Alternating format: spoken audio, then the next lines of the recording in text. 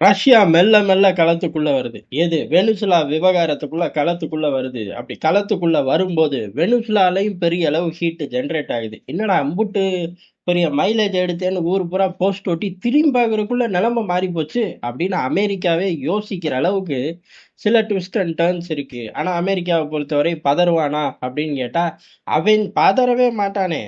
அம்புட்டு பயலே பதற விடுறது தானே அவனோட ஒரே குறிக்கோள் அப்படிங்கிறது நம்ம ஆட்கள் எல்லாருக்குமே தெரியும்.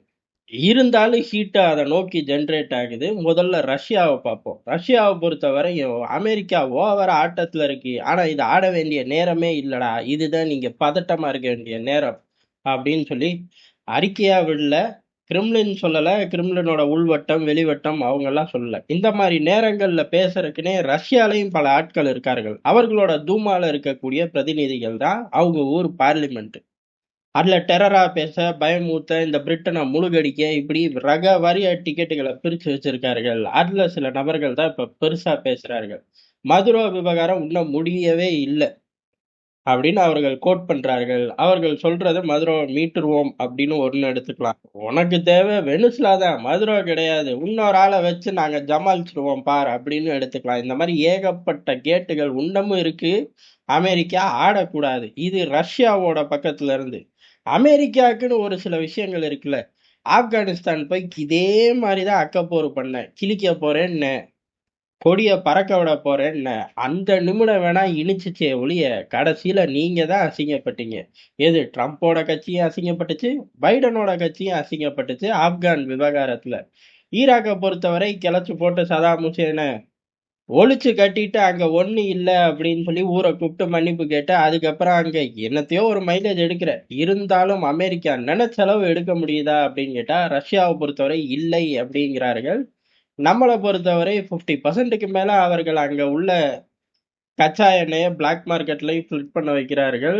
பெரிய அளவு இன்டர்நேஷனல் மார்க்கெட்லயும் ஃபிளட் பண்ண வைக்கிறார்கள். ஏதோ ஒண்ணு சதாம் ஹுசேன் கையில இருந்து வரத அவர்கள் விரும்பல. அதுல சாதிச்சிட்டார்கள். ஆனா ரஷ்யாவோட முழு அளவுல கண்ட்ரோல் எடுத்து ஈராக் ஆயில வச்சு அப்படி இன்டர்நேஷனல் மார்க்கெட்டை விளையாடணும்னு நினைச்ச அமெரிக்காவால முடிஞ்சான்னு கேட்டா அது இல்லதான். அது என்னமோ உண்மைதான். அந்த மாதிரிதான் வெனிசுலா விவகாரத்திலையும் சரி, அமெரிக்காவுக்கு மிகப்பெரிய பேக் ஃபயர் காத்துக்கிட்டு இருக்கு. நீண்ட காலத்துல அமெரிக்காவால கரையேற முடியாத அளவு ட்ரம்ப் இன்னைக்கு பண்ணி வச்சுட்டு போயிட்டாரு. அதை புரிஞ்சுக்கங்கடா அப்படின்னு சொல்லி ரஷ்யா சொல்லியிருக்கு. ரஷ்யா சொல்லும்போது வாய்த்தறிச்சல்ல கத்துறான் பங்காளி அப்படின்னு சொல்ல முடியாது. காரணம் என்ன அப்படின்னா அமெரிக்காவை எதிர்த்து நீண்ட நாட்கள் களத்துல வெற்றிகரமா நிக்கக்கூடிய ஆள். அதனால அவர்கள் கிட்ட 1000 ரூட் இருக்கும். அமெரிக்கா எங்கெல்லாம் போய் நிப்பான், அதை எப்படி முட்டுச்சந்தா மாத்துறது அப்படின்னு யோசிக்கிறதுல ரஷ்யர்களுக்கு நிகர் ரஷ்யா தான். இல்ல ரஷ்யா பாசத்துல பொங்குற அப்படின்னு சொன்னாலும் யோசிச்சு பாருங்க, யதார்த்தமான உண்மை புரியும். அதனால இவர்கள் கொடுக்கக்கூடிய விஷயம் அப்படிங்கிறது பெரிய அளவு மைலேஜ் எடுக்கும். எப்படி கிரிப்டோ கரன்சி வச்சு கடனை கட்ட துடிக்கிறான்டா நம்ம பையன் அப்படின்னு சொல்லி போட்டு விட்டதுக்கு அப்புறம் மார்க்கெட்டே அப்படியே ஓ அப்படின்னு கத்துச்சோ, அந்த மாதிரிதான். சரி, ரஷ்யா அடுத்து அடிக்கிறதுக்கு தயாராயிருச்சு. ஏதோ ஒரு வழிகள்ல அடிக்க தயாராயிருச்சு. முழு வெற்றி அமெரிக்கா பெற முடியாது அப்படின்னு ஆயிப்போச்சு. ஆனா வெனிசுலாவுக்குள்ள கதை என்ன அப்படிங்கறதுதான். நிக்கலோஸ் மதுரோவை தூக்குனதுக்கு அப்புறம் வைஸ் பிரசிடென்ட் டெல்சி பெரிய அளவு கம்பு சுத்த ஆரம்பிச்சிட்டார்கள். அவர்கள் ஃபர்ஸ்ட்ல இருந்தே கம்பு சுத்துற கேரக்டர் தான். அதாவது அமெரிக்காவுக்கு எதிரா எப்படி சாவ்லாவுக்கு அப்புறம் மதுரோ வந்து உட்கார்ந்தாரோ, அவர் இருக்கும்போதே ஒரு டைரக்ஷனை கொடுத்தாரோ, அதே மாதிரி மதுரோவும் டெல்சியை நோக்கி ஒரு டைரக்ஷனை அப்பப்ப பிரச்சாரங்கள்ல கொடுத்துக்கிட்டு தான் இருந்தாரு. அதே மாதிரி மதுரோவை தூக்குன உடனே லைஃப் ஆஃப் ப்ரூஃபை கொடு அப்படின்னு சொல்லி கடத்தல்காரன்ட்ட கேட்குற லாங்குவேஜ்லேயே கேட்டதுல இருந்தே இந்த அம்மாவோட மைலேஜ் ஆரம்பிச்சிருச்சு அப்படின்னு பெரிய அளவுல பேசப்படுது. உண்மையும் கூட. கடத்தல்காரங்கள்ட்ட டிமாண்ட்ல கேட்குற மாதிரியே கேட்டு எக்காலமும் வெனிசுலா அடிபணியாத அமெரிக்காவுக்கு அப்படின்னு சொல்லி பெரிய அளவு இப்ப நாட்டை வழிநடத்தக்கூடிய பொறுப்பை ஏற்றிருக்கார்கள். இந்த நிமிடம் வரை அமெரிக்காவோட எதிர் சட்டை தான். அமெரிக்காவுக்கு ஆப்போசிட்டான ஒரு சட்டை தான். டிஃபென்ஸ் மினிஸ்டரும் அதே தான்.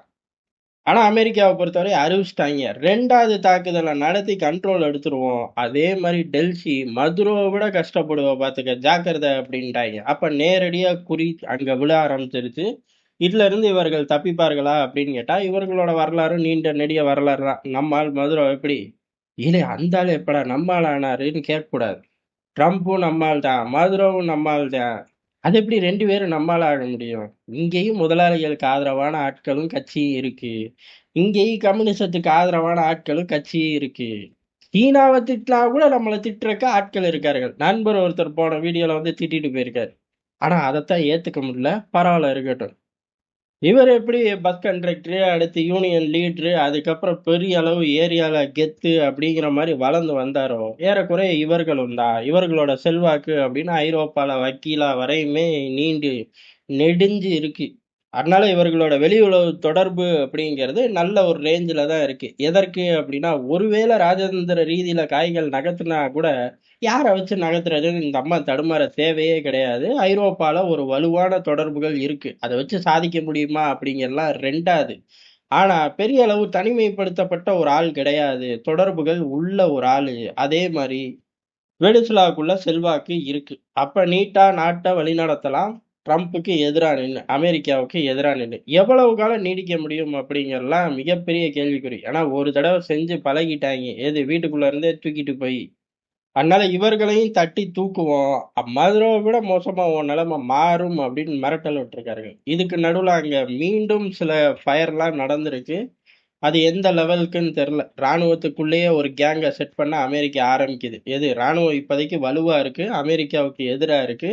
ஆனா அதையுமே பிரேக் பண்ணி சில உள்ளுக்குள்ளேயே சில கேங் குரூப்புகள கொண்டு வர வேலையையும் ஆரம்பிச்சதாக தகவல் வருது. இன்னும் ஃபுல் ஃப்ளெட்ஜ்டா வந்ததுக்கு அப்புறம் விரிவா பார்க்கலாம். இதுக்கு நடுவுல வெனிசுலாவோட ஆயில் அப்படிங்கிறது அமெரிக்காவுக்கு சொந்தம் கிடையாது. அமெரிக்கா அங்க உட்கார்ந்து இத வழிநடத்தவும் நாங்க ஒத்துக்க மாட்டோம் அப்படின்னு அறிவிச்சுட்டாருங்க. இப்படி தடாலடியா அறிவிக்க அப்புறம் அமெரிக்கா எப்படி ரியாக்ட் பண்ணுது அப்படிங்கிறது தான். அமெரிக்கா ஃபர்ஸ்டே மிரட்டிட்டான். போடா டேய் அப்படிங்கிற மாதிரி இவனுங்க பதிலுக்கு திருப்பி மிரட்டிட்டாங்க. இப்ப அமெரிக்கா சொல்றது என்ன அப்படின்னா, நிக்கோலஸ் மதுரோ நிறைய பேரை கைது பண்ணாரு. அதுல அமெரிக்கர்களும் அடங்கும். அவருக்கு ஆப்போசிட் பார்ட்டிகளும் அடங்கும். இப்ப எல்லாரையும் வெளியில விடு அப்படின்ட்டாங்க. இப்ப இந்த அம்மா பொறுப்பேற்றதுக்கு அப்புறம் முதல்ல அந்த பிடித்து வச்ச அமெரிக்கர்களை ரிலீஸ் பண்ண. அதே மாதிரி உங்க நாட்டுக்காரங்க எதிர்க்கட்சியா இருக்காங்கங்கிற ஒரே பாவத்துக்காக தூக்கி உள்ள வச்சிருக்க அவனுங்களையும் ரிலீஸ் பண்ணு அப்படின்ட்டாங்க. இப்ப அவருக்கு எப்படி ஒரு போதைப் பொருள் ஆசாமின்னு ஒரு முத்திரையோ, இந்த அம்மாவுக்கு சர்வாதிகாரின்னு ஒரு முத்திரை ரெடி ஆயிடுச்சு. இப்படி இந்த முத்திரை ரெடியான கையோட இவர்களோட வரலாறுன்னு நம்ம சும்மா ஒரு பிட் எடுத்து பார்த்தோம்னா, அந்த வரலாறு நடுவுல பூரா சொருகிட்டாங்க. வெனிசுலாவோட ஆட்சி மாற்றத்துக்கு மிகப்பெரிய அளவுல இந்த அம்மா தான் காரணம். இந்த அம்மாவும் காரணம் அப்படின்னு. ஆட்சி மாற்றம்னா என்ன? இவர்கள் பாஷையில நல்லா இருந்த ஆட்சிய தள்ளி விட்டு வந்து நாட்ட கெடுத்து குட்டிச்சவராக்கிட்டாங்க. தேர்தல பூரா ஃப்ராடுத்தனம் பண்ணிட்டாங்க அப்படிங்கிறதுதான். ஃப்ராடுத்தனம் எப்படி நடந்துச்சு அப்படின்னு அமெரிக்கா சொல்லணும் அப்படின்னா, முதல்ல பாகிஸ்தான் எலெக்ஷனுக்கு ஒரு சர்டிபிகேட்ட குடுத்துட்டு, அப்புறம் வெனிசுலா போனா, அதுக்கப்புறம் அமெரிக்கா சொல்றத காது குடுத்து கேட்கலாம். நம்புறதா வேணாமாங்கலாம் நாங்க அப்ப முடிவு பண்ணுவோம். ஆனா கேட்கறதா வேணாமான்னு சொல்ற தகுதியே அமெரிக்காவுக்கு எப்ப வரும்னா, பாகிஸ்தான் எலெக்ஷன பத்தி வாய் பேசினாதான். ஆனா செய்வாங்களா? செய்ய மாட்டாங்க. இப்ப இந்த அம்மாவுக்கு எதிரா ஒரு முத்திரை வந்துருச்சு. இப்ப இந்த ஆட்கள வெளியில விட்டே அந்த அம்மா ஆகணும். விட்டால் மட்டும்தான் இந்த அம்மாவால ஃபர்ஸ்ட் கேட்டையே தடுத்து நிறுத்த முடியும். இல்ல அப்படின்னா அந்த கேட்லயே நிக்க விட்டுருவாங்க. என்ன சர்வாதிகாரி அப்படிங்கிற கேட்லயே நிக்க விட்டு, அங்க மனித உரிமை மீறுது அப்படின்றுவாங்க. மனித உரிமை எவ்வளவு மீறுது தெரியுமா? அப்படின்னு சொல்லி ஆரம்பிச்சுட்டாங்கன்னா, ஜோலி முடிஞ்சுச்சு. ஆனா இவர்கள பொறுத்தவரையும் வெனிசுலாவோட வளம், வெனிசுலா கண்ட்ரோல். வெனிசுலாவோட மக்கள் நலன் மட்டுமே முன்னிறுத்தி செயல்படுவோம். அமெரிக்காவோட தலையீடு, அமெரிக்காவோட கண்ட்ரோல்ல உட்காந்துட்டு வேலை நடக்காது. கனவு வேணா கண்டுக்கன்ட்டாங்க. ஆனாலும் சில பேச்சுவார்த்தை டோர்கள் ஓபன் செய்யப்படுது. எந்த அளவுக்கு அது 2 பேருக்குள்ள அண்டர்ஸ்டாண்டிங் வந்து டெல்சியால தொடர முடியும் அப்படிங்கிறத வருங்காலங்கள்ல தெரிஞ்சு போயிரும். அமெரிக்கா 2வது ரவுண்டு தாக்குதலுக்கு தயாராகுதா? இல்ல வேற பக்கம் போகுதா? அப்படிங்கிறலாம் வரும் சில நாட்கள்ல தெரிஞ்சு போயிரும். நம்மளும் இங்க விரிவா பார்ப்போம்.